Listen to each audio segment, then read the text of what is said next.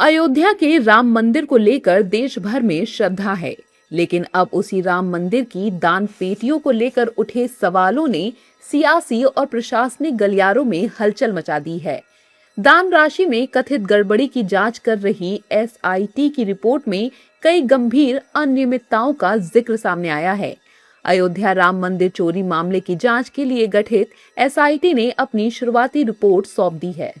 देखिए, चोरी कहीं पर भी हो सकती है और इसकी शिकायत और किसी ने नहीं की है, वहाँ मंदिर की ट्रस्ट समिति ने ही की है और उसके लिए एसआईटी जांच कर रही है। जांच होने के बाद में जो भी दोषी होंगे उनके खिलाफ में कार्रवाई होगी।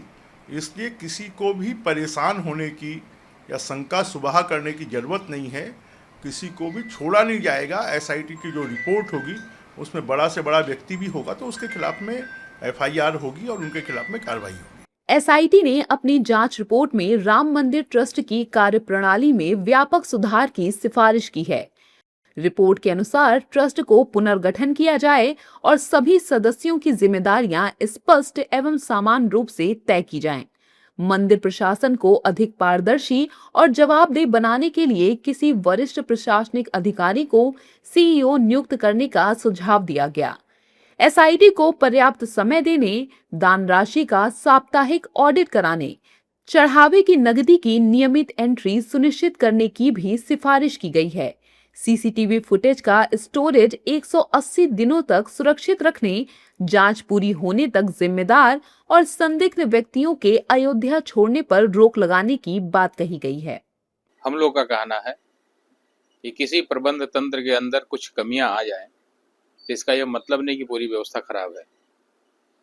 राम मंदिर हिंदू जनमानस का है, इसलिए इसकी व्यवस्था सरकारीकरण के द्वारा संपूर्ण रूप से सरकारीकरण इसका नहीं होना चाहिए। बाहरी सुरक्षा संबंधित और विधि व्यवस्था संबंधित सरकार इसका संचालन पहले से कर ही रही है। ट्रस्ट में भी डीएम साहब हैं, सचिव हैं, तो यहाँ से लखनऊ तक केंद्र तक इसमें हस्तक्षेप है, लेकिन पूर्ण रूप से ट्रस्ट अगर सरकारीकरण होता है तो यह ठीक नहीं है। निश्चित रूप से एसआईटी जो जांच कर रही है, जांच प्रक्रिया चल रहा है और कुछ ही दिनों में जांच का परिणाम भी सामने आने वाला है। माननीय मुख्यमंत्री जी के पास रिपोर्ट पहुंचेगा। उसके पश्चात जो भी दोषी पाया जाएगा उसके ऊपर दंडात्मक कार्रवाई किया जाएगा, उसको दंडित किया जाएगा और हिंदू जनमानस को थोड़ा सा धैर्य रखने की आवश्यकता है। बहुत ही जल्द रिपोर्ट सामने आएगा। दूध का दूध होगा, पानी का पानी। रामलला के दरबार में चढ़ाए गए दान को लेकर विपक्ष भी हमलावर है। सपा, कांग्रेस समेत सभी दल लगातार सरकार से सवाल पूछ रहे हैं। करोड़ों हिंदुओं की आस्था पर सवाल उठाया और धर्म पर, धर्म की आड़ में अधर्म कर रही है भारतीय जनता पार्टी। अब तक एफआईआर नहीं हुआ, अंदरूनी जांच करा रहे हैं। इतनी बड़ी चोरी हो गई। जिसने 40 किलो का भी मैंने सोशल मीडिया पर देखा, जिसने 40 किलो चांदी की सिल्ली दी वो कह रहा है कि सिल्ली गायब। जिसने सोना दिया, मुकुट दिया, वो कह रहा मेरा मुकुट ही गायब। तो ये चढ़ावा पर डकैती हो रही है, इससे बड़ा दुर्भाग्य नहीं है। धर्म पर, धर्म की राजनीति करने वाले लोग अधर्म कर रहे हैं, ये देश के करोड़ों हिंदू समझ गए हैं। दूसरी बात ये है कि छोटे छोटे बात में ये बजरंग दल, विश्व हिंदू परिषद और आरएसएस के लोग बयान देते हैं। अब वो चुप क्यों हैं? इनकी चुप्पी भी ये बता रहा है कि इनकी भागीदारी है, तभी वो चुप हैं। तो लूट के माल में इनको भी हिस्सा मिलता होगा, तभी वो चुप हैं।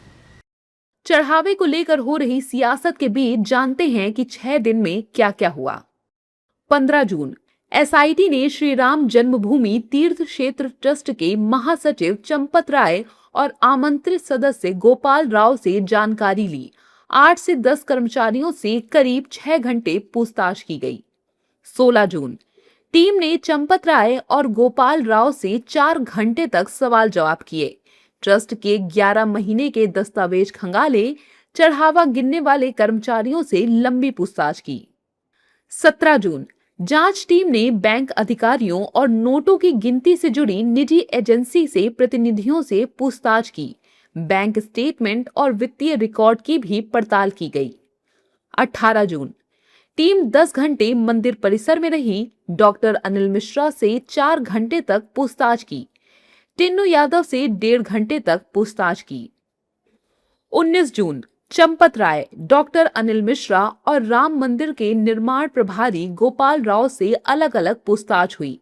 स्टेट बैंक के शाखा प्रबंधक और कैशियर से पूछताछ की।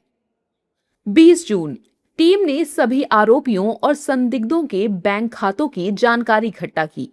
सबूत जुटाने के बाद सारे साक्ष्य अपने साथ लेकर लखनऊ रवाना हो गई। रामलला के दरबार में चढ़ाए गए दान पर उठे सवाल सिर्फ पैसे के नहीं बल्कि करोड़ों श्रद्धालुओं के भरोसे से जुड़े हैं।